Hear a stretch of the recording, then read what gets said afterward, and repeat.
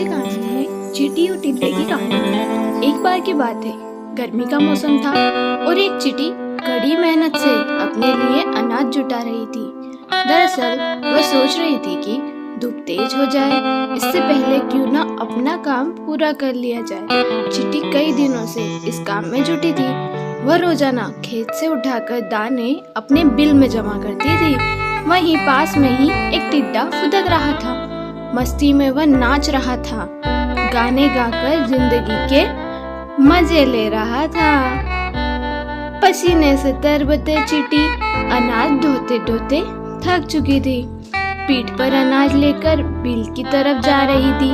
तभी टिड्डा फुदक कर उसके सामने आ गया। बोला, प्यारी चींटी, क्यों इतनी मेहनत कर रही हो? आओ मजे करें।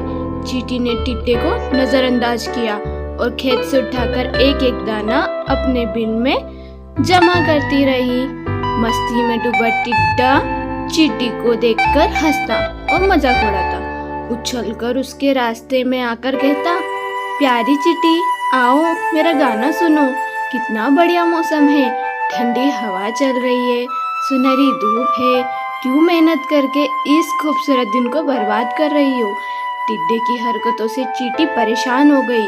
उसने समझाते हुए कहा, सुनो टिड्डा, ठंड का मौसम कुछ दिनों बाद ही आने वाला है। तब खूब बर्फ गिरेगी, कहीं भी अनाज नहीं मिलेगा। मेरी सलाह है, अपने खाने का इंतजाम कर लो। धीरे धीरे गर्मी का मौसम खत्म हो गया। मस्ती में डूबे टिड्डे को पता ही नहीं चला कि गर्मी कब खत्म हो गई। बारिश के बाद ठंड आ गई। कोहरे और बर्फबारी की वजह से मुश्किल से सूरज के दर्शन हो रहे थे। टिड्डे ने अपने खाने के लिए बिल्कुल भी अनाज नहीं जुटाया था। हर ओर बर्फ की मोटी चादर पड़ी थी। भूख से टिड्डा तड़पने लगा। टिड्डे के पास बर्फबारी और ठंड से बचने का भी इंतजाम नहीं था। तभी उसकी नजर चींटी पर पड़ी। अपनी बिल में चींटी मजे से जमा किया हुआ अनाज खा रही थी।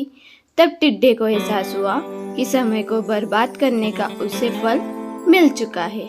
भूख और ठंड से तड़पते टिड्डे की फिर चींटी ने मदद की। खाने के लिए उसे कुछ अनाज दिए। चींटी ने ठंड से बचने के लिए खूब घास फूस जुटाए थे। उसी से टिड्डे को भी अपना घर बनाने के लिए चींटी ने कहा। चींटी और टिड्डे की कहानी से हमें यह सीख मिलती है कि अपने काम को मेहनत और लगन के साथ करना चाहिए। उस वक्त भले ही लोग मजाक उड़ाएं, लेकिन बाद में वे ही तारीफ करेंगे। Think positive and do good. Please like, subscribe and share my channel.